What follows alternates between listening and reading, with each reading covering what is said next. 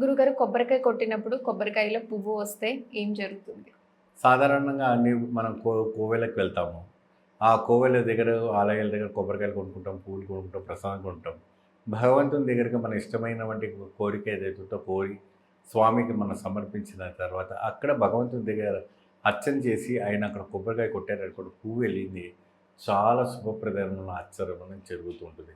కొబ్బరిలో పువ్వు వెళ్ళటం వల్ల మంచి శుభత కలుగుతుంది, శుభదాయకం కలుగుతుంది. అనుకున్న విధానం కన్నా సక్సెస్ఫుల్ కలగడానికి మంచి యోగదాయకం అనేది కనపడుతుంది.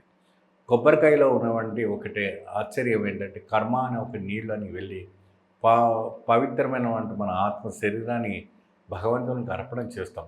ఆ అర్పణ చేసినప్పుడే ఎందుకంటే అన్ని కాయలు ఉంటాయి. అన్ని కాయలు కొట్టరు. కేవలం కొబ్బరికాయ మాత్రమే ప్రాముఖ్యత ఇస్తుంటారు.